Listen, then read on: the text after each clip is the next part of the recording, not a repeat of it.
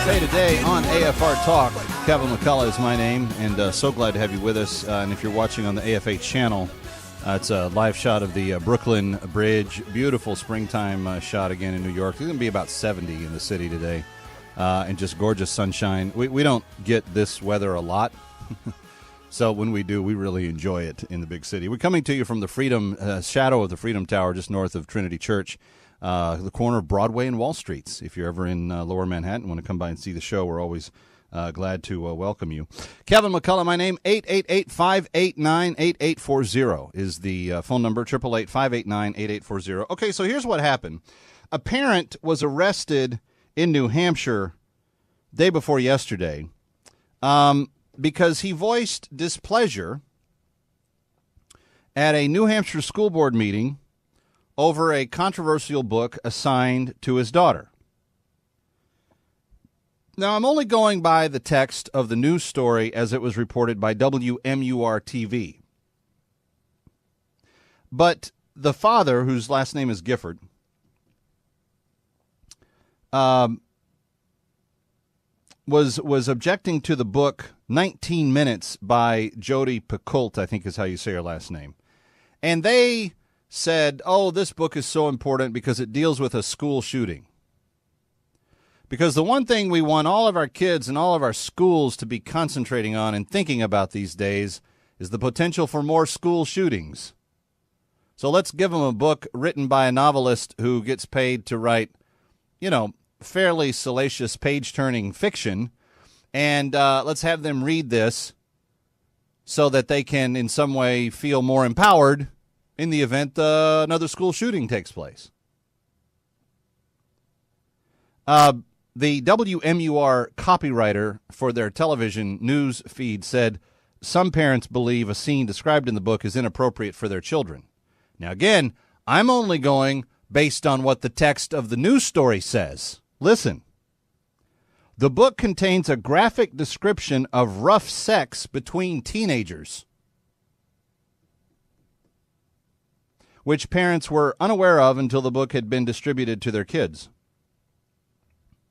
Now, remember, the copywriter said some parents believe a scene described in the book is inappropriate for their children.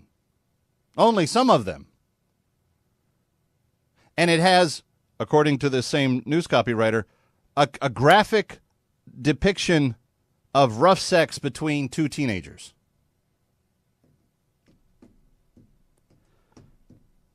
There sure is a lot of couching going on in how they describe all that.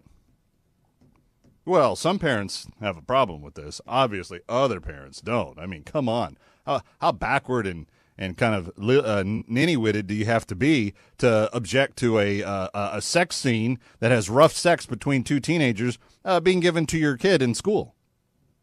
What kind of narrow-minded fundamentalist bigot do you have to be to think, oh, well, my child can't handle that? You can just hear the scorn just dripping from the tongue of the school board and the copywriter on this story. Well, some parents believe that the scene would be inappropriate for children. I'm sorry. Show of hands. Anybody believe it's appropriate for children? I didn't think so. And you know what's funny? A lot of these people that comment on this stuff and weigh in on this stuff, and they serve on school boards, a lot of them don't have kids. Have you ever noticed that? What are people without children doing serving on school boards?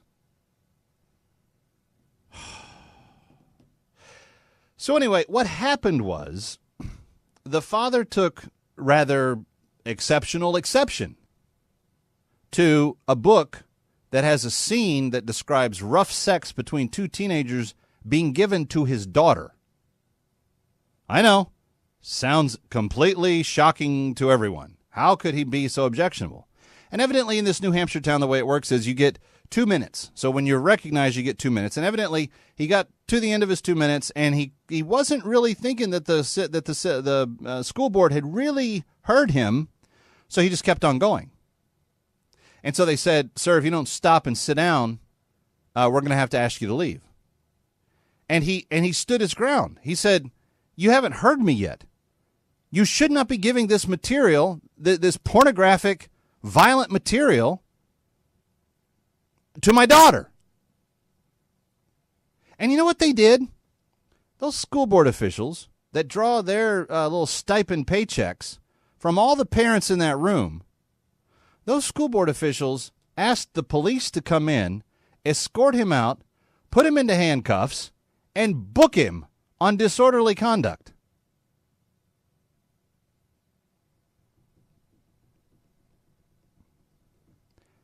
They work for him,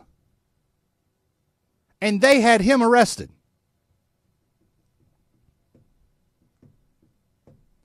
Is this unusual? Those of you that have kids in school, do you find this level of contempt in other public school boards when you bring up issues that you want to take a stand with in your community, and you want to say, no, we're not going to do this kind of stuff in our school curriculum? Because really every school board is a reflection of the community that they serve. And if your kids go to public school in particular, I think that if you are a strong person of faith, you should absolutely consider running for school board at some point. Because you will have an influence for the light and for the truth in a way that will impact multiple kids, plus you're safeguarding some of the effects that will be authorized without you being there to have impact on your kids. 888-589-8840, 888-589-8840. What is your thought on this? See, and this is where I'm going to get in a little bit of trouble. And that's okay. I'm a big boy. I can handle trouble. What that school board desires to do through the giving out of this literature without the parents being notified or knowing about it is really only very little different than what the warlords in Nigeria are doing with the girls over there. One is violence against the body. One is violence against the soul. One is violence against the girls' desire to remain united with their family, and the other is violence against a girl's desire to remain united with her family. Different outcomes, certainly not to the same degree of damage, hopefully, but there is a very similar outcome for the young girls involved here, and that is that there seems to be this belief that you can just violently rip a girl apart from her parents, and it's the parents who are the problem if they object to it. Now, you tell me if I'm going too far. You tell me if I've crossed a line here. But if I was that father, I'm not sure, and I was being treated that way, I'm not sure I would have gone quietly either. 888-589-8840. Let's talk to Pat in Alabama. Hi, Pat. You're up next. Hello. Hi. Is this Kevin? This is he. Welcome. Yeah, I just heard you say that you're a big person. You can handle anything that's on the radio. I didn't say that, but go ahead. Okay. Well, I know you want to talk about the abduction of those girls in Nigeria, but I've got like a taboo subject about Ambassador Stevens that nobody has ever brought up in the last year. All right, Pat. Thank you for the call. Guys, I need to clarify something because this keeps occurring. I work very diligently to prepare material for us to discuss on certain topics. I would like us to have the discussion around the topics that I've prepared for, because in doing so, we don't distract the audience. There may be other shows or other hours of other shows during the week that do random stream of consciousness call-ins or whatever they want to do, and that's fine, and I hope that you will take advantage of those. But if we're going to obliterate confusion and amplify truth and pursue clarity, we have to focus. And so that's what I've been asked to do, is to prepare and to come focused, and that's what I want us to do as a community. Can you help me with that? I would beg of you. This is like the third or fourth person in just the last couple of days, and I'm not mad at anybody, and I'm not saying that their phone calls aren't welcome. This isn't a platform for anybody to just get on and spew anything that they want to about anything that comes to their mind. I want to try to have, as best as I can, real focus on what we do. So we've talked about some of the news of the day. That's the purpose of this broadcast. What is your thoughts on the things that we're talking about, and how are we advancing the ability to think more clearly? That's the purpose of this broadcast. Okay? Again, I'm not mad at anybody, and I hope that you're not mad at me, but that's what I'd like to do from here on out. And I didn't say that I said if I get into trouble for bringing up a taboo subject or doing something like that, I wasn't saying just go free form on this. So I appreciate your patience, but let's try to stay on topic. Let's go to Cynthia in Texas. Hi, Cynthia. Welcome. Glad you're with us on with Kevin McCullough. Glad you're here. Hey, thank you. I got two quick comments on two topics. Nigeria, okay. I believe they just started this going on to cover the connection of the Muslim Brotherhood to Washington. I think it's a stir to keep us off Benghazi. If you notice, every time something goes wrong, there's always another crisis somewhere else to take us to the left. Well, and the father about the child, Texas had us to opt out if we wanted our children in, that class. And I said, my God, my baby's not even 10 years old quite yet. No. You're teaching our children. That's where we had to learn when we were 17, 18 years old. And that's if you didn't have 5 brothers. So that's what I want to say. Thank you. No, I appreciate that, Cynthia. And, it's true. And the father in New Hampshire knew the rules. Because in the meeting with the school board, he brought up the fact, he's like, hey, you pledge in the rules about how the school's going to be administered that you're going to notify us of anything controversial. And the school board admitted that they didn't send out any notice on this book. And maybe that's because they thought the way the newswriter did, that it's only controversial in some people's minds. That evidently all 16-year-old daughters have already talked about sex, already know about sex, they're already doing sex, and so therefore, if you have a sex scene in a book, it's not that big of a deal. Maybe that's what the school board thought. Maybe they didn't think there was a need to, because they didn't think it was controversial. Obviously, this father felt very differently, and good for him. I'm glad to see a father be protective of his family, even if he gets cuffed and taken away. Man, God would send more of those dads. We desperately need them. 888-589-8840, 888-589-8840. Let's go to Richard in Mississippi. Hi, Richard. Welcome. Hi, Kevin. Look, something I did a couple of weeks ago when I first heard about the girls being taken off was I started wearing, when I first heard about the parents' reaction to the girls being taken, they started wearing red and went to, try to confront their government. Draw attention to it? Yes.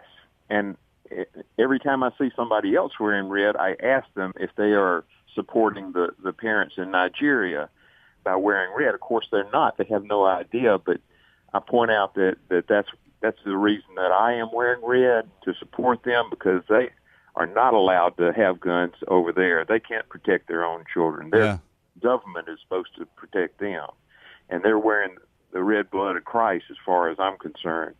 And that's my comment, really. Thank you, brother. Well, I appreciate it. Thank you, Richard. I didn't know that, so I just learned something myself. Maybe I'll start wearing red in the days to come. Let's talk to Larry in Texas. Hi, Larry. Welcome. Glad you're with us. How you doing? Doing well. Thanks for your call. Oh, and I thank you for whoever's in charge of sending me sound bites from your show every now and then. I was calling about the girls, but I can shift gears being a retired teacher. And okay, yeah, start there. Tell me what your thoughts are about this dad and how the school district handled this book.